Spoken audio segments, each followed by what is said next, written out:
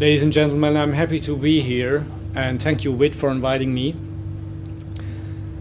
When I first started Free Private Cities Limited, I thought to live and let live is a good motto, but I've seen that it was already taken by Liberland.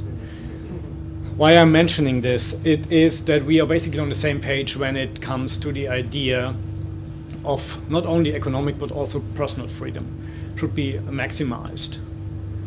And on the other hand, we see what is happening in current societies that claim to be free, and I wouldn't agree to the mention that democracies are per se offering greater liberties. I would say that in my home country in Germany, we probably had greater liberties during the time of the emperor 100 years ago than we have today, and it's getting worse every year.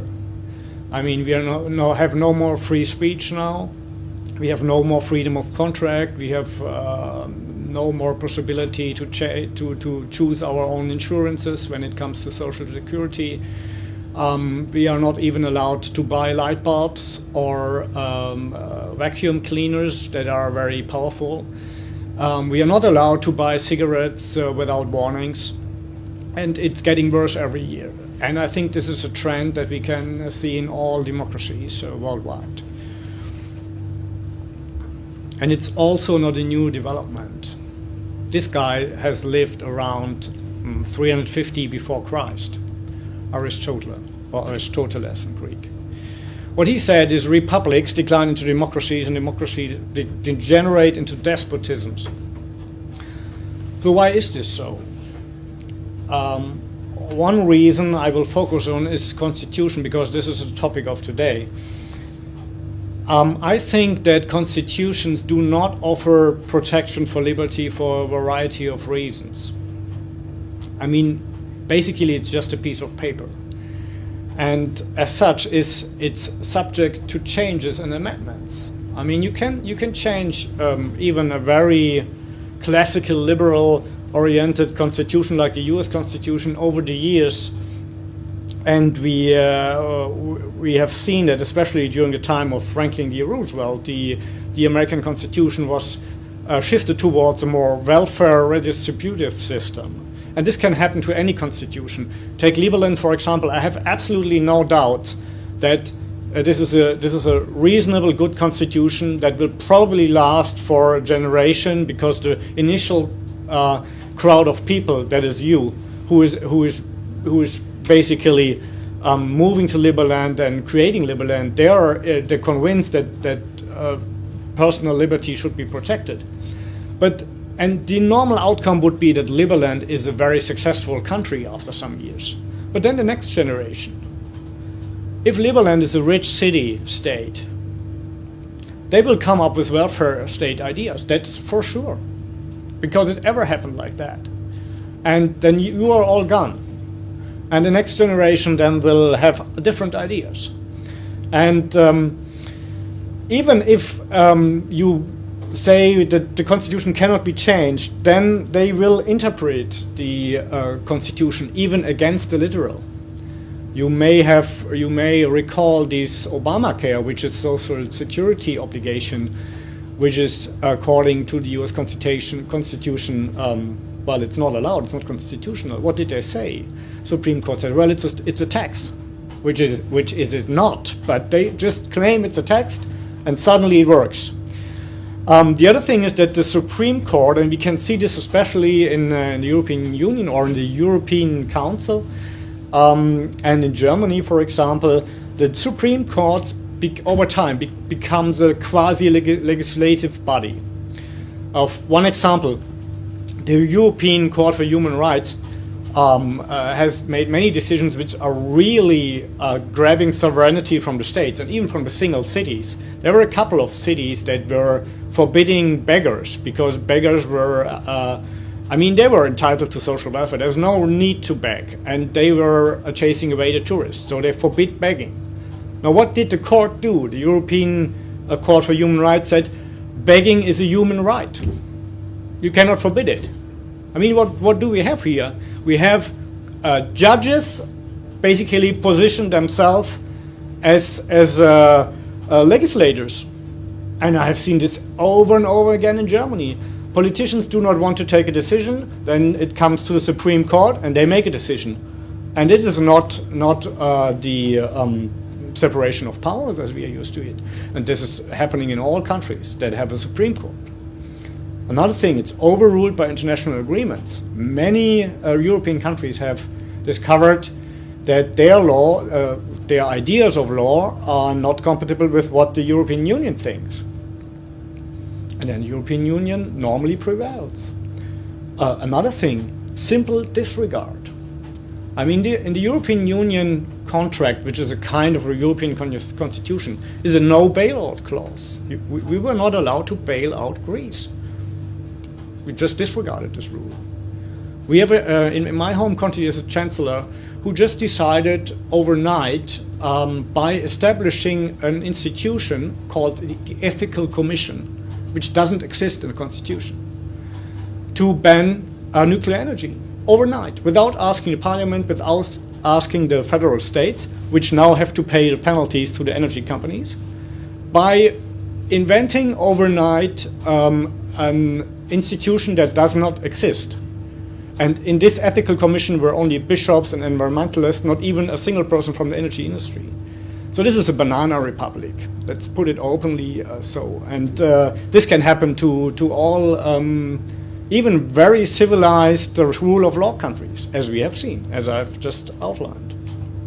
The other problem is that the individual, you might be dissatisfied with this development, but you have no, from the constitutional side, you have no chance to enforce the Constitution. You are normally only entitled to enforce your human rights, which might be granted to you in the Constitution. But if something went wrong, like Mrs. Merkel decides to open borders without asking the parliament, without asking the people, without asking the states, then you normally, the federal states and the parliament should go to the Supreme Court and demand some changes. But you, as a personal individual, you have no legal entitlement to enforce anything. And if the others don't enforce it, yeah, what can we do about it? The only thing that happened in this case is that 20 very well-known legal scientists and scholars have written a book that this is not possible according to our rules. Well, who cares? Basically, all former classical liberal minimal states turned eventually into redistributive welfare states. Take, for example, the US, Great Britain, or Switzerland.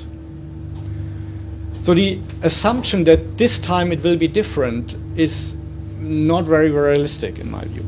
Question, is there an alternative? Yes, and it's called private governments. And the basic idea is that it's contract instead of constitution. That it's about self-determination instead of participation. So how does a free private city work? Imagine a private company offers you the basic services of a state, that is protection of life, liberty and property in a defined territory, for example, Liberland. You pay a certain amount for those services per year, as you pay for other services you want to have, as you pay here for the hotel. Third, your respective rights and duties are laid down in a written agreement between you and the provider. And for everything else, you do what you want.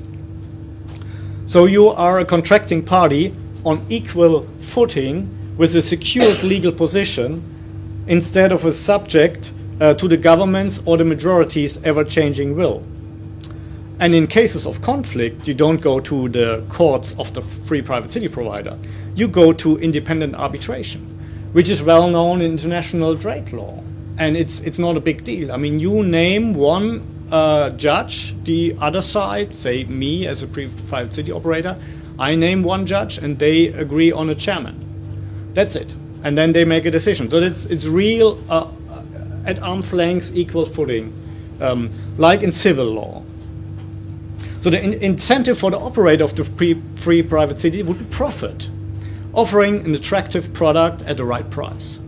I mean, everybody knows that security, that is kind of a police, some legal framework in case you cannot agree on something. All legal framework is only default, right? In case you do not agree on any other thing, then you have to have something. And maybe register for your property so that you can prove that you're really owner of this house.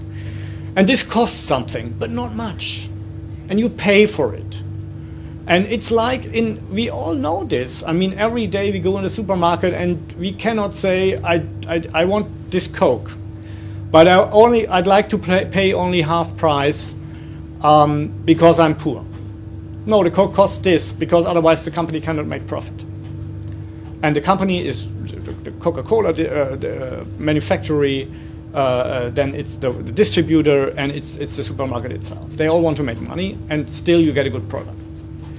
And if the product is not right, you just buy another Coke next time. So the point is, nobody doubts that things have their price. And you cannot go into a supermarket and say, well, our president had said I only have to pay if I pay voluntarily. No, it doesn't work. And this is a fair thing, in my view. And the operator's main service is to ensure that the free order is not disturbed and that residents' life and property are secure. But that's it. So the idea is that there is an operator that has a certain power, no doubt.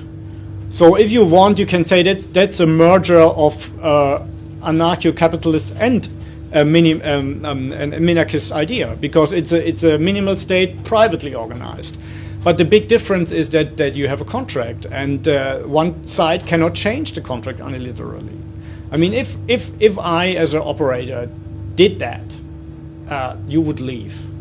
But I want to make money. That is my incentive. I don't want to have power. I want to make money. And so I have to be attractive. And I cannot boss and kick you around.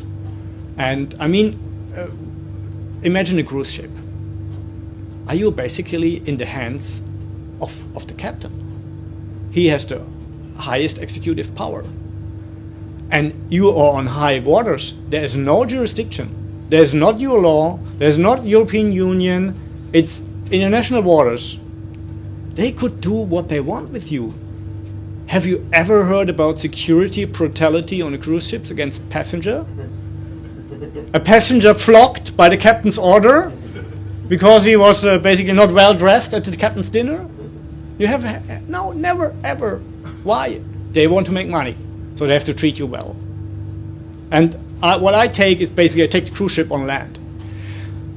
But my thing is limited to what is in our contract, right? It's basically only security that's the main thing, and the infrastructure. And there will be some rules, social rules, some rules maybe related to emissions, environment, and buildings, and traffic rules. But these are minor regulations, and we can talk about that later, how we deal with that. But this is minor regulation. I'm living in Monaco, you have mentioned that, and Monaco consists of 80% are not Monegasque. A Monegasque is a Monegasque citizen. There are not many. Only 20% of the population. And they have some right. It's a constitutional monarchy. But actually, I have zero participation rights. But I don't care. I mean, I know that the prince is not going to impose any ridiculous laws on me, because me and all the others, we will just leave. We are highly mobile. And this is basically, and I'm happy that I'm not have to be involved in politics, but can focus on what I can do best. And all the other people living there who are not Monegasque do they think the same. They want to do their business all over the world, or be it in Monaco or whatever. And as long as government leaves you alone and is taking care for the security, this is very important. And that's certainly a reason why many people are in Monaco. Security is extremely high. But as long as they are basically doing their job, we don't care. I do not want to be involved in Monaco politics.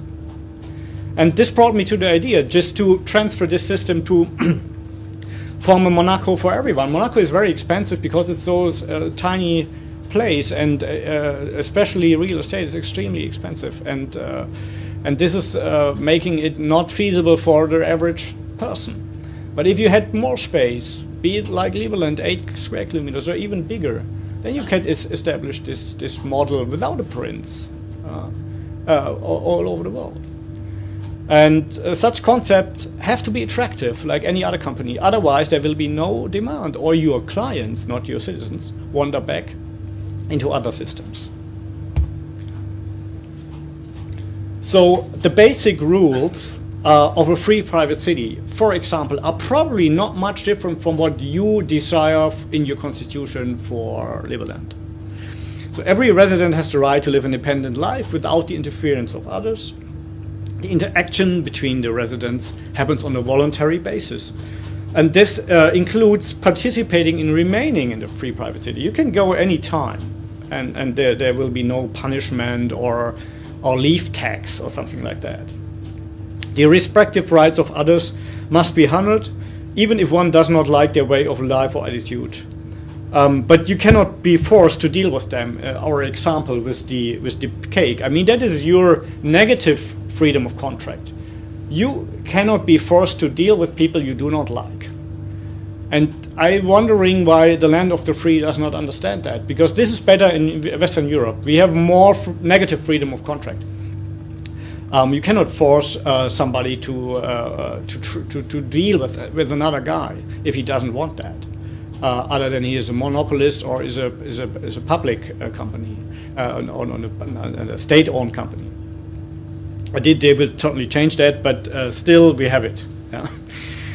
And there's complete freedom of speech. So feeling outraged by something that you don't like, it does not justify any limitation of free speech. The only thing is if you're promoting expropriation or violence against others, well, there's one sanction.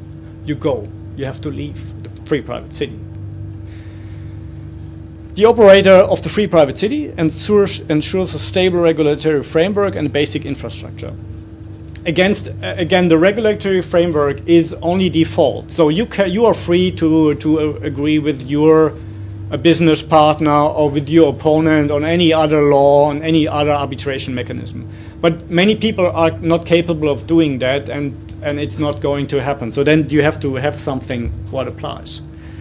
And now comes the important thing. This is the framework is laid down between the residents and the operator in a contract, which holds all the respective rights and obligations. And this includes a consideration for every inhabitant for the operator's services. Every resident has a legal claim that this contract is performed and can claim damages for non-performance. For example, they break into your home and steal something. You're claimed to damages.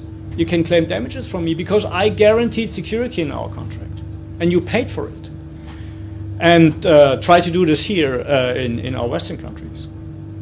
So this contract is basically one's personal constitution, which is superior to all existing constitutions since it may not be changed unilaterally later, neither by the operator nor by majority vote.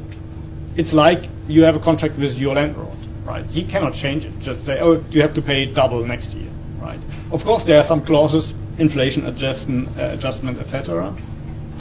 But again, if my contract is not attractive, you will not sign it. And there's no way that majority decides what is in our contract.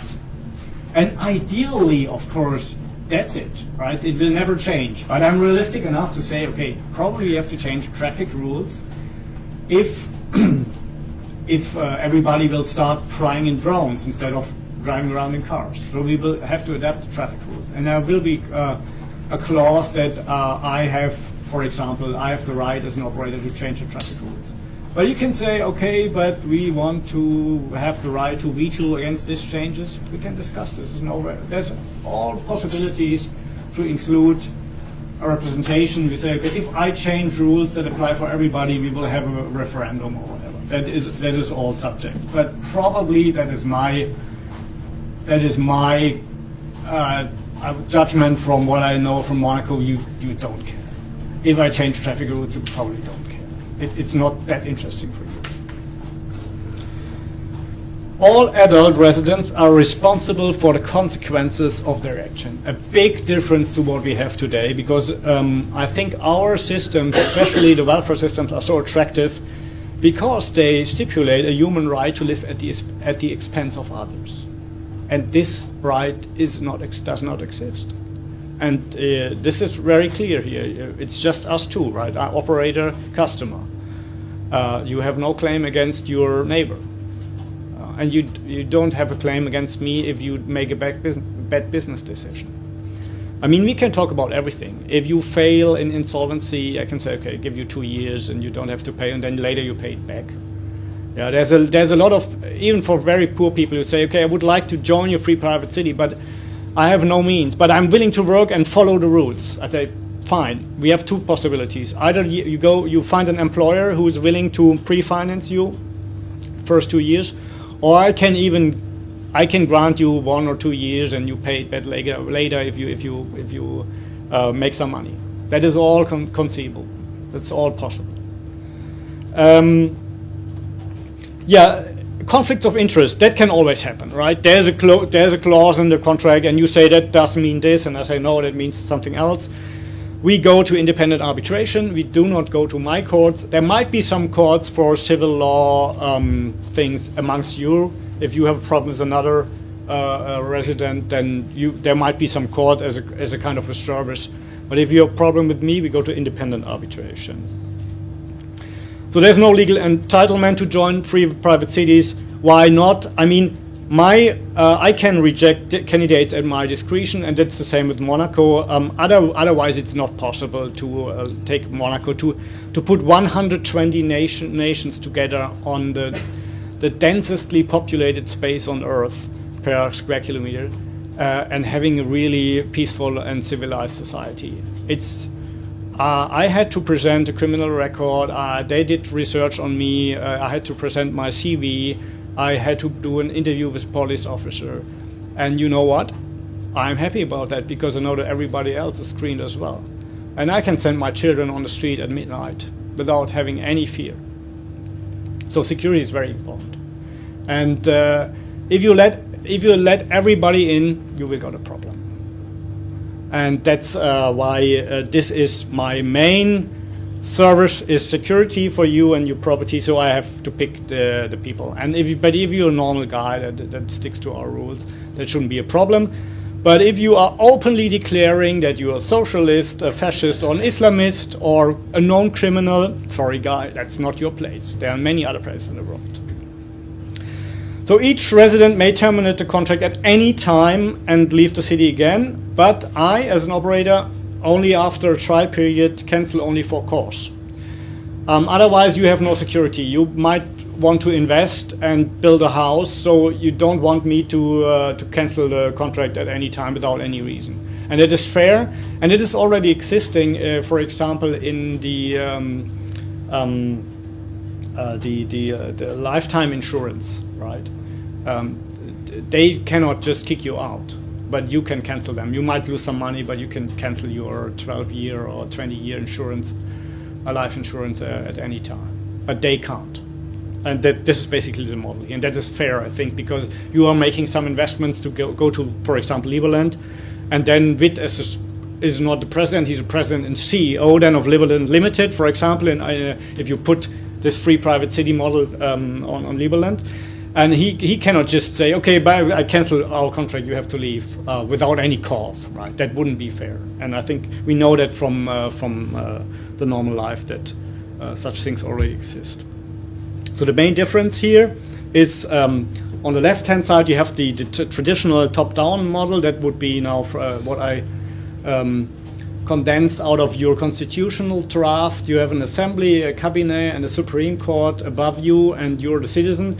I think you have some veto right, which is good, and other than that, you have to rely on the Supreme Court. But in my model, it's basically on equal footing, right? There's Liberland is contract partner and customer on the other side. There's no public law. It does not exist. It's only civil law or common law. So it's a purely contractual private basis. If they are not fulfilling their services, you claim, you can claim damages or demand fulfillment. If there's a problem, you go to arbitration. Arbitration is independent. It's not part of Liberland Limited. It's not part of you. It's just put together. Okay, you name a judge, they name a judge, and they agree on a chairman. So this is all. It's not a new concept. International arbitration in trade law is just working like that. So the companies are on equal footing, even if it's a very small and a very large company. And so it's even a single customer against a big Liberland Limited company has an independent arbitration if there's a disagreement about a contract. Again, of course, Liberland Limited has the factual power, so they do not follow what the arbitration says. But then people will leave Liberland, and Liberland Limited will go into insolvency. And so this is probably not happening. It might happen in one or the other case out of 1,000, like it does in the normal business world.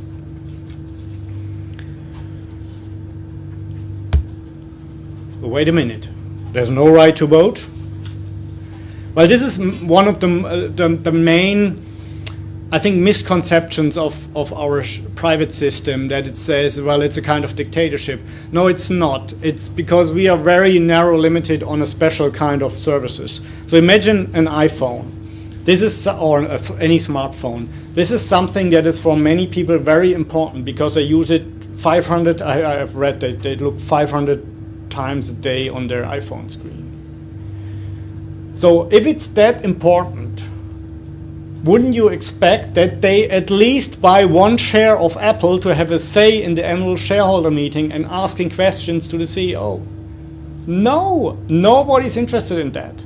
Because if you don't like the product, you just buy something else, buy a Samsung smartphone next time. So there is a potential for participation.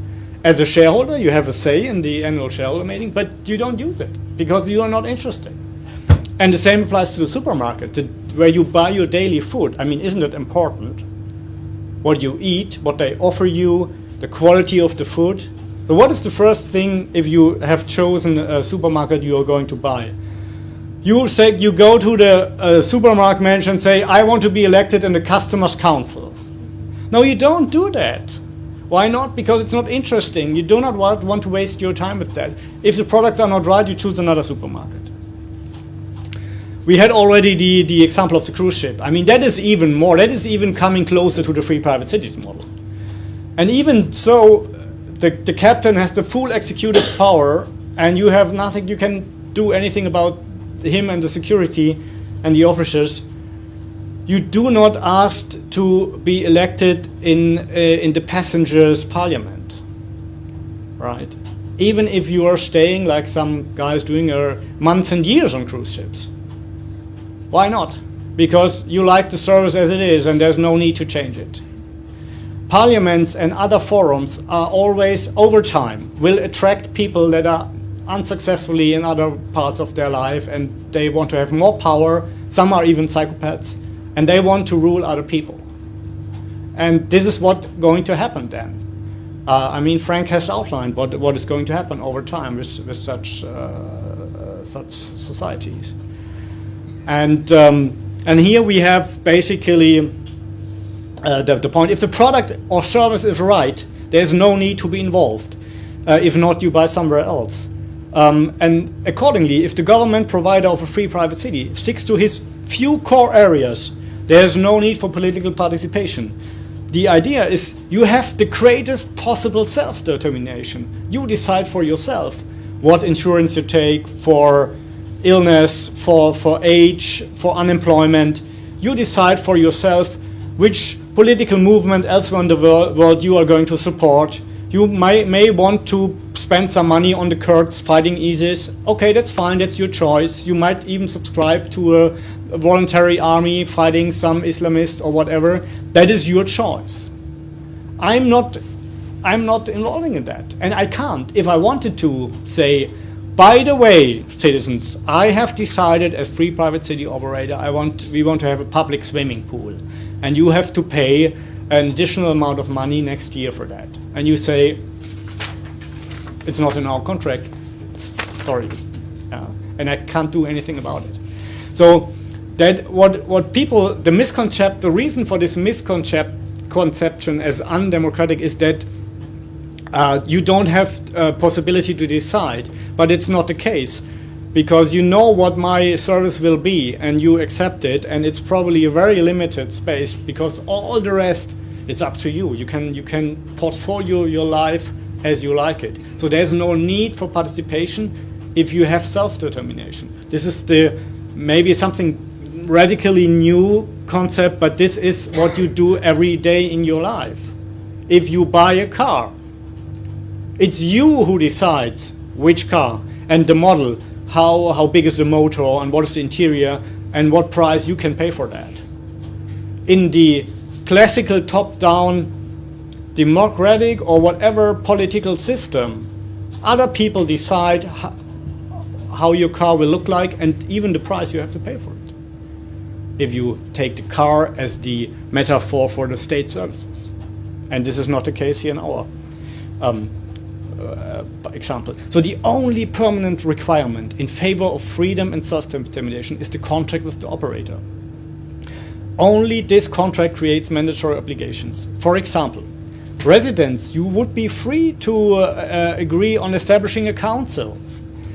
But even if 99% of you support the idea and voluntarily submit to the council's decision, this body has no right to impose his ideas on the remaining 1%. Think of ideas like financing the public swimming pool, a social security system, or establishing a minimum wage. And this is the crucial point, which failed regularly in past and present systems, the permanent guarantee of individual liberty. And I've told you before, there might be some areas where there need an adaptation of the rules, and I'm totally open to say, okay, in this case we have a veto right, or there's a referendum, or we do not like the city manager that WIT has established, and there might be a mechanism where a qualified majority can say we want to replace him. That is all conceivable, right? If you really want to have some kind of participation rights, it's also thinkable that you own the free private city company. Every resident has to buy a share, and then you have the company. But of course you can sell your share, right? And everything is possible, everything is conceivable. So my proposal here would be to think about, to amend your constitution. I'm happy if you start with your constitution as it is, but maybe one clause that gives the opportunity to the residents, for you, the Liberland citizens, to establish a free private city managed by a private company, say for an initial period of time, 5 or 10 years, if a simple or maybe a qualified majority of the Liberland residents votes in favor. So then you have still this backdoor in your constitution. If it doesn't work, then you can say, okay, let's try out if in 10 or 20 years from now, some free private city operators have developed, and you can look at them, and WIT says, well, I mean, why do I care about all that? We want to live free. So let them do the administration, right? We suspend our constitution for 5 years. If we have a majority in a referendum to establish a free private city company. And this would be an option for all countries in the world, by the way, right? So if you're interested, have a look at our website. And I'm happy to answer any questions. Thank you very much.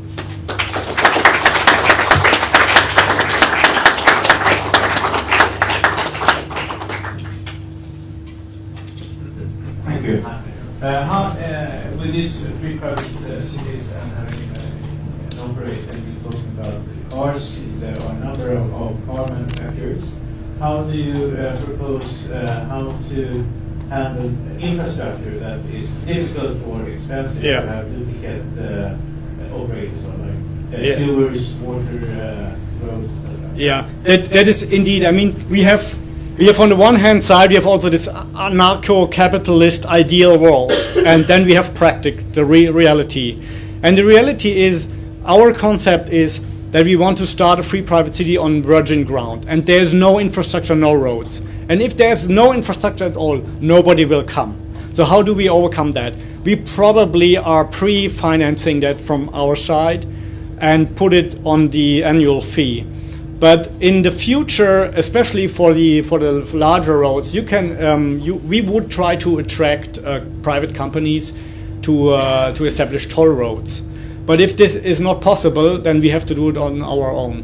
But I think it's absolutely clear if you want to have, and the same applies for Liberland. I mean, if you want to attract really companies and stuff like that, then you have to take care of some infrastructure, or you have to at least to make sure that it's there, be it from a private company, you do it on your own and hope that later other private companies add up.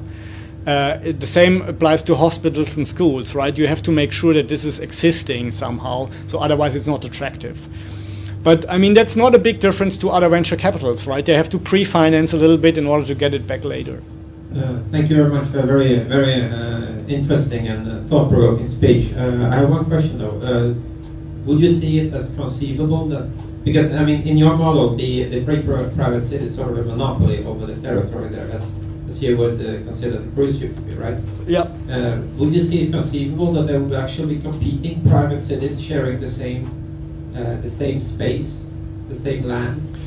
I mean, so for instance, you could go to Liberland with company A, or you could go to Liberland with company B.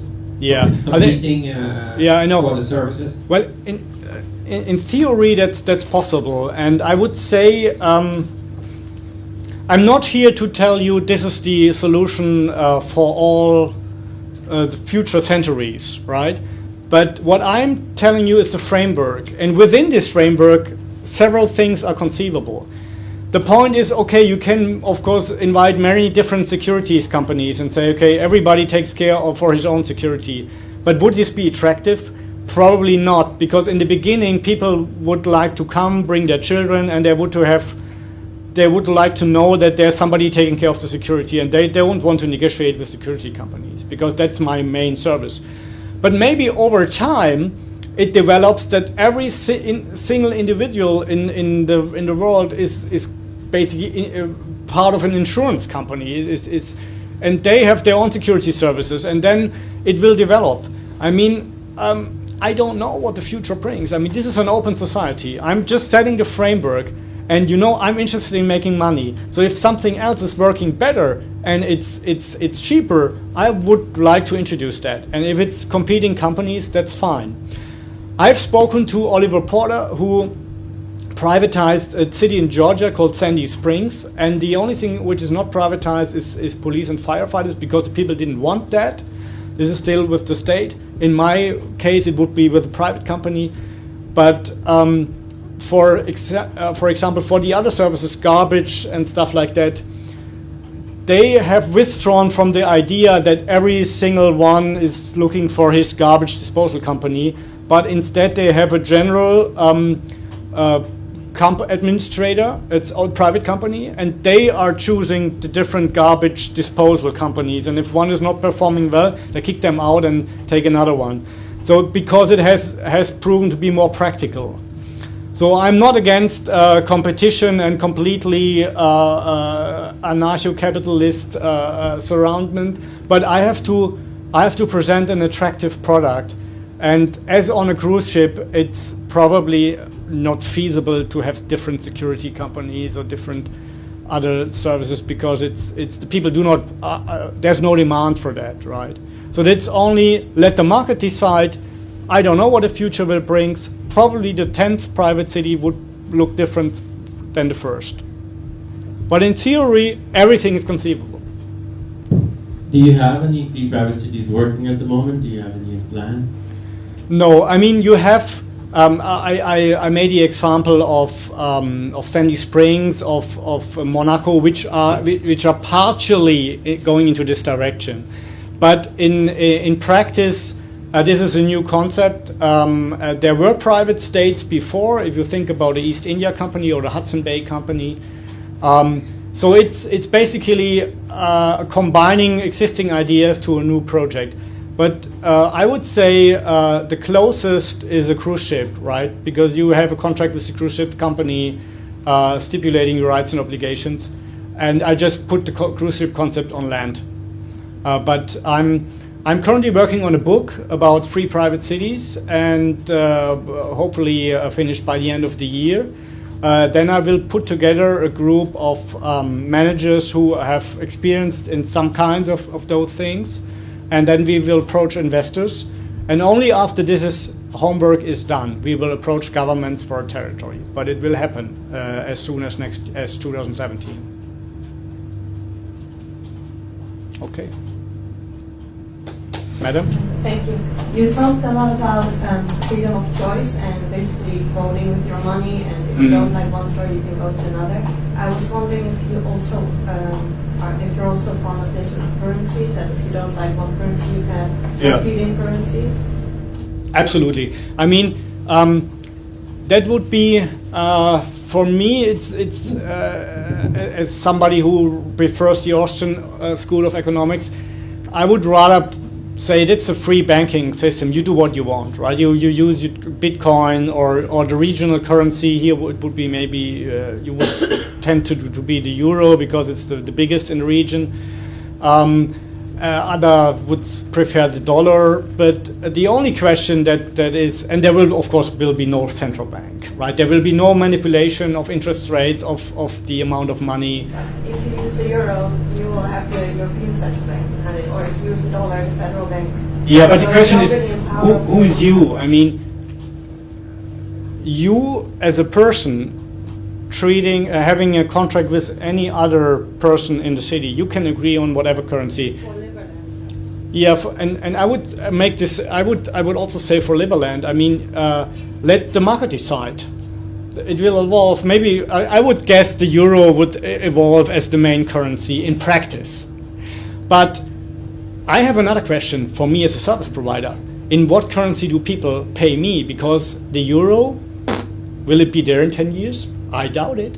But maybe it's there, but maybe not. So my safety valve would be, I have not really deeply thought about it, but I think I would ask you to pay, say, you have to pay 2,000 euro a year for my services. I would say you pay 2,000 euro or the equivalent in gold, and I can choose that. Because gold has been stable over 5,000 years, right? If you see what a Roman sailor, I think he got 30 ounces a year for his services, which is about 40,000, 42,000 euro a year. Well, what does a sailor get today? Probably that amount, right? So stability since 2,000 years, and the same with a tailored suit in Amsterdam 500 years ago, 1 ounce of gold. But that's the price today, right? So that would be a safety valve for me. But what happened in Liberland, I would leave it completely up to your residents. You can have the double currency inside, like you can have the double currency, like you can pay in Serbia in euros and in Yeah, that's so all. in Liberland Would be the same. Companies say internal course between Liberland currency and euro, and it can be floating. Yeah, and that floating would currency between euro and Liberland. For example, that I think this is realistic. I mean, say there's a shop in Liberland, and you probably have a price in euro, in Serbian dinar, in Croatia has euro, or So that would probably be a reality then, right? Yeah. Well, just a comment on your question. So there's sort of many of the people who are here, they have spent some time among each other doing various economic activities in this area, trying to establish Liberland settlements. And actually, I should say that probably the biggest amounts that have changed hands actually have under Bitcoin. That's the That's actually true, and I can tell you that also the treasury of Liberland is actually 90% composed from Bitcoin. So it's already done, and so you have a third line between euro and dinar as Bitcoin. Yes, but you know, it was not on purpose, but also now almost 90% of donations and even in a form of investments are coming in Bitcoins. It's even for established, investment companies now. Bitcoin becomes a fastest and a most common and easy way how to do transfers and most trusted. No, so thank you again very much for the presentation. I would like to, of course, if you accept, I would like to award both of you the honorary citizenship of Liberland. So Monica, are you here? I hope she is here. Oh, she ran away. Okay, so we'll do that later during the lunch break, or if you are going to stay with us until tomorrow, then we can do it directly in Liberland, which would be, of course, very nice. And well, let's do a very fast break. Oh, Monica? Yes. Okay. Can you bring it, please? It's our foreign minister. If you haven't met Monica yet, I guess everybody, and give her a hand for helping me to organize this conference. So this is the one for you. Thank you very much, Thank Mr. you. President. Thank you. Thank you. Thank you very much. Thank you.